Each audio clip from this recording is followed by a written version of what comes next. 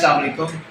आज हमारा lecture number 2 है इडियम्स का, जो हमने टेस्ट सीरीज शुरू की हुई है।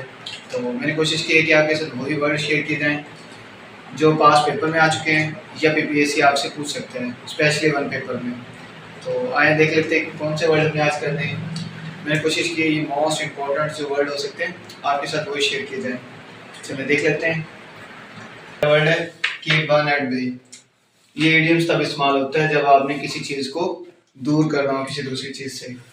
Keep one eight a distance, ठीक है ना, किसी दूसरी चीज़ को दूर करना हो। और इसी तरह एक वर्ड होता है keep a clean breast of it. ये तब इस्तेमाल होता है जब बंदा कोई अपना गलती तसव्वुर कर ले।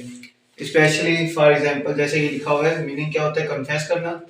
Specially when a person has done a wrong thing, जब कोई बंदा कोई गलती कर ले और वापस कन्विंस कर ले कि हाँ भाई मैंने गलती की है, तो उसके लिए जो हम इडियम्स इस्तेमाल करते हैं उसका क्या मतलब होता है, make a clean breast of it. इसी तरह एक इडियम होता है have a card of one slave, यानी कि फॉर एग्जांपल ये तब हम इस्तेमाल करते हैं कि आपका कोई एक प्लान था, वो एग्जीक्यूट ना कर सके या फेल हो जाए, देन आप अब प्लान बी करते हो, तो उसे हम क्या कहते हैं, have a secret plan in reserve. अगर आपका कोई एक प्लान यानी कि आप कह सकते हो कि फेल हो गया, उसके मुतबादला आपके दूसरे कोई प्लान आपके पास हो सीक्रेटली, तो उसके लिए जो हम इडियम्स इस्तेमाल करते हैं उसे क्या कहते हैं, have a card of one sleeve. ये इंपॉर्टेंट है, ये बीपीएससी पूछता रहा है।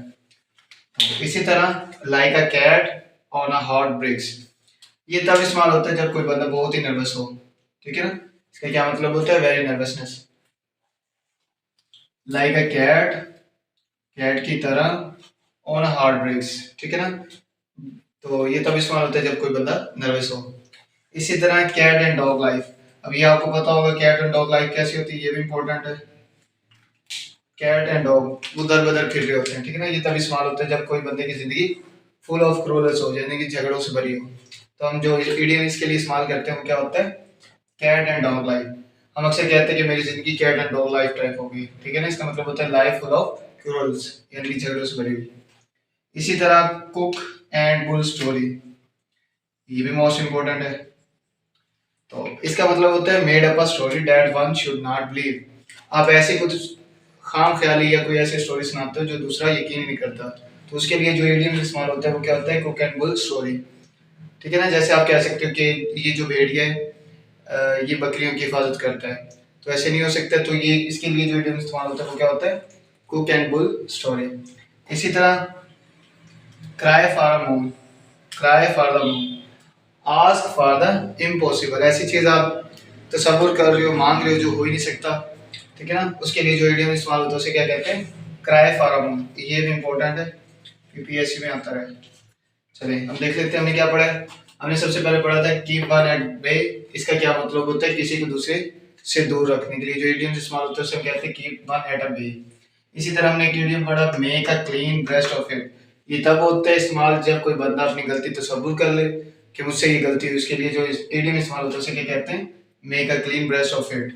इसी तरह हमने पढ़ा have a card of one slip. एक प्लान अगर आपका फेल हो जाता है, दूसरा प्लान जो आपके सीक्रेट आपके पास होता है आप एग्जीक्यूट करते हो, उसके लिए जो इडियम इस्तेमाल होता है उसे क्या कहते हैं, have a card of one sleeves. इसी तरह like a cat on hot bricks, ये तब इस्तेमाल होता है जब बंदा कोई परेशानी में हो, कोई नर्वसनेस में हो, उसके लिए जो इडियम इस्तेमाल होता है उसे क्या कहते हैं, like a cat on a hot bricks. इसी तरह एक इडियम्स होता है cat and dog life. Cat and dog life से इडियम से ही आपको पता चलता है कि वो जिंदगी जो फुल ऑफ क्रूरल्स हो, यानी कि फुल ऑफ झगड़ों से भरी हो, लड़ाई झगड़े फसाद, उसके लिए जो इडियम इस्तेमाल होता है वो क्या होता है, cat and dog life.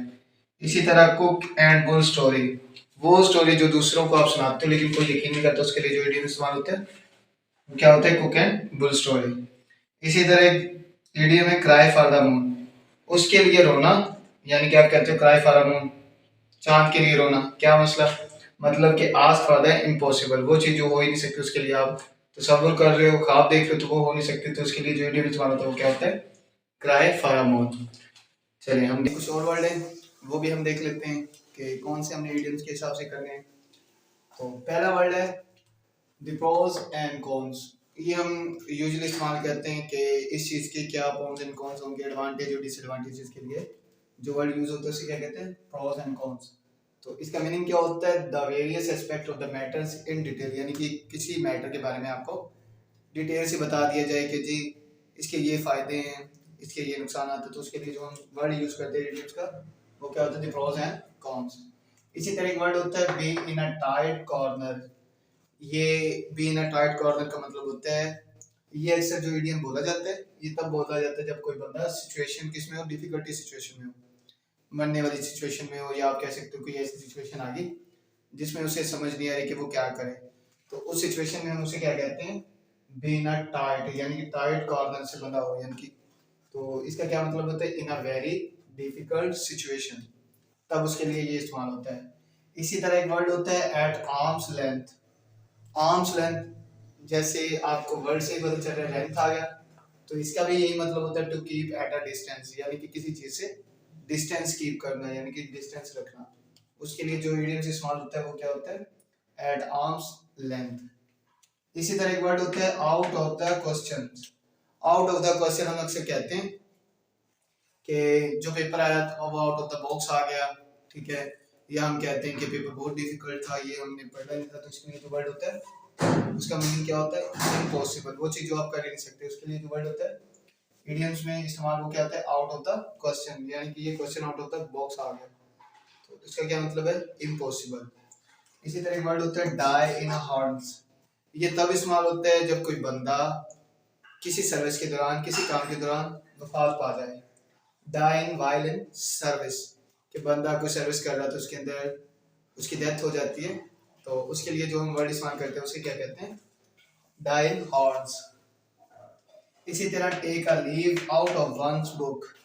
Take a leave लेना out of the one's books, ये तब इडियम इस्तेमाल होता है जब आपने कोई काम बहुत जल्दी करना हो, इमीडिएट वन, उसी वक्त करना हो, तो उसके लिए जो काम इस्तेमाल होता है वर्ड से क्या कहते हैं, take a leave out of the one's book.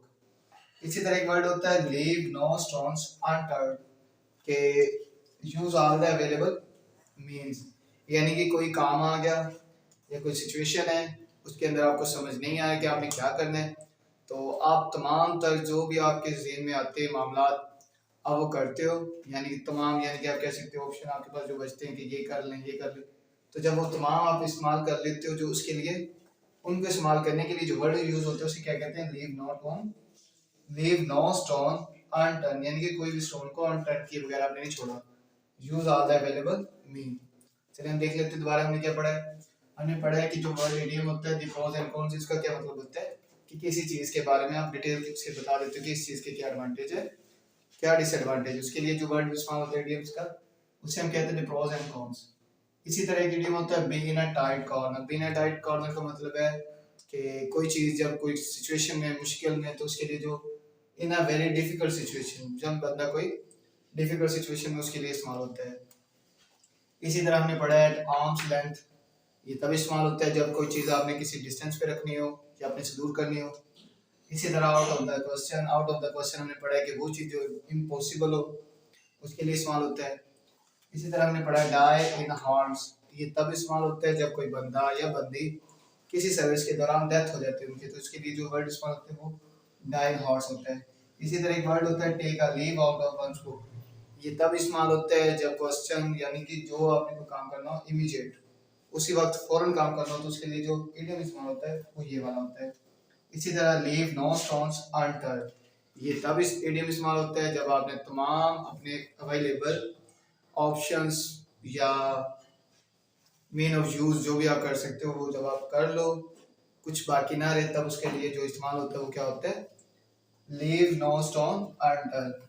तो हम मजीद देख लेते हैं कौन से करने हैं। चलिए अब ये कुछ और वर्ड हैं इडियम्स, तो जैसे कि लिखा होगा अ मैन ऑफ स्ट्रॉ, इसका क्या मतलब होता है, a man of no substance, वो बंदा जिसके पास कोई वजह ना हो, सब्सटेंस का जरूर कहते हैं, ठीक है ना, जो इसके लिए इडियम इस्तेमाल होता है उसका मतलब क्या होता है, मैन ऑफ स्ट्रॉ।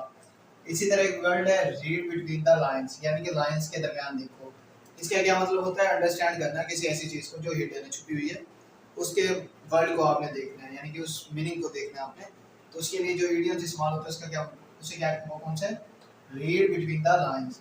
क्या मतलब, अंडरस्टैंड करें द हिडन मीनिंग, यानी कि कोई वर्ड है या कोई चीज है, कोई ऐसा वकूआ है या कोई ऐसी चीज़ है जिसको आपने अंडरस्टैंड करना है लेकिन वो छुपी हुई चीज़ है, तो उसके लिए जो इडियम इस्तेमाल होता है वो ये है, ठीक है। इसी तरह होता है कोल्ड ब्लड, अनजाने या जानबूझकर अनजान बनना, या आप कह सकते हो किसी को कोई मशवरा देना विदाउट इमोशंस के, तो उसके लिए ये वर्ड होता है। अ थ्रॉन इन द फ्लैश, इसका क्या मतलब होता है? कांस्टेंट सोर्स ऑफ अनॉयंस, यानी कि मुसलसल आपको कोई ऐसा सोर्स मिल जाता है, आप अपने आप को अनॉयंस शो करवाते हो ना, यानी कि आप अपनी आइडेंटिटी नहीं शो करवाना चाहते, तो इसके लिए अनॉयंस शुरू होता है। आप कांस्टेंट सोर्स ऑफ अनॉयंस, यानी कि कोई ऐसी वजह मिल जाती है जिसके पीछे आप छुप के कोई काम करते हो और मुसलसल काम करते हो और अपनी शनाख्त नहीं करवाते, तो उसको क्या कहते हैं? जो इसके लिए वर्ड यूज होता है, आ थ्रोन इन द फ्लैश, कोई थ्रोन है जो फ्लैश के अंदर है, छुपा हुआ है, ठीक है ना, उसके लिए ये वर्ड इस्तेमाल होता है। इसी तरह स्मेल अ रैट, इसका क्या मतलब होता है? अब रैट किसे कहते हैं? चूहे को। स्मेल करना यानी कि चूहा सूंघ रहा है किसी चीज को, तो उसका क्या मतलब होता है? सस्पेक्ट करना समथिंग फाउल, किसी चीज की वजह उसकी गलती को सस्पेक्ट करने के लिए जो वर्ड इस्तेमाल होता है उसे क्या कहते हैं? स्मेल अ रैट, ठीक है। इसी तरह ब्रेक द हेज होता है and the cruel and make piece.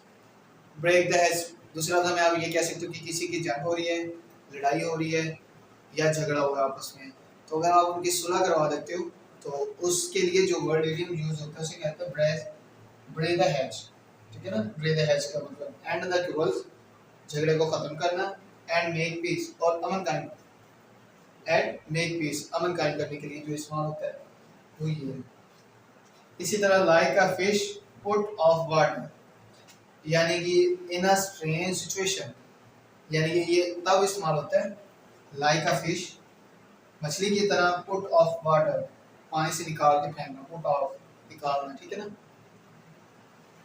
Idiom क्या है? Like a fish put off water, इसका मतलब होता है खतरनाक सिचुएशन में किसी को फंसाना, कोई ऐसी चीज रोनमा हो चुकी है जो बहुत खतरनाक है, उस सिचुएशन को, उस चीज को डिफाइन करने के लिए जो इडियम इस्तेमाल होता है वो क्या होता है? Like a fish put off water, ठीक है ना। मछली को पानी से निकालने का क्या मतलब होता है?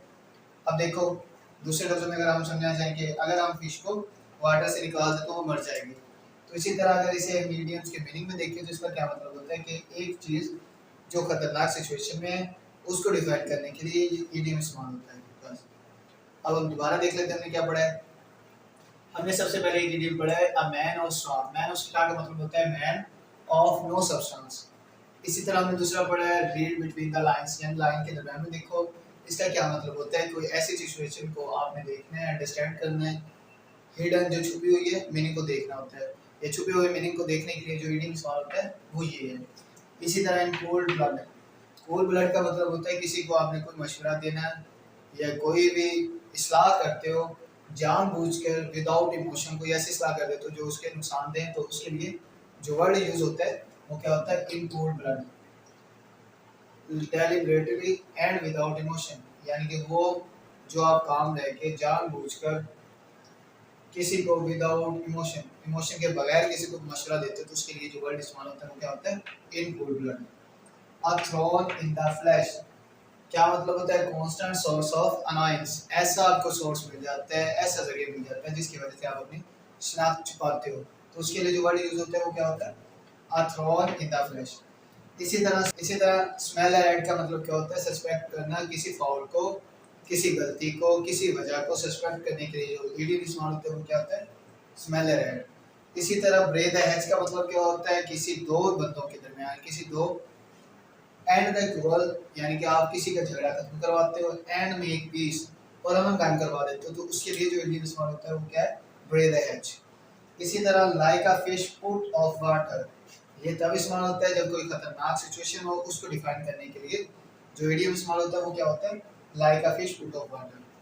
तो ये थे कुछ इंपॉर्टेंट्स इडियम्स जो मैंने आपके साथ शेयर किए, जिसके कि आपके साथ वही वर्ड शेयर किए जाए जो आपसे पूछे जा सकते हैं। तो इंशाल्लाह मिलते हैं नेक्स्ट वीडियो में कुछ और इंपॉर्टेंट्स वर्ड लेके। अल्लाह हाफिज़।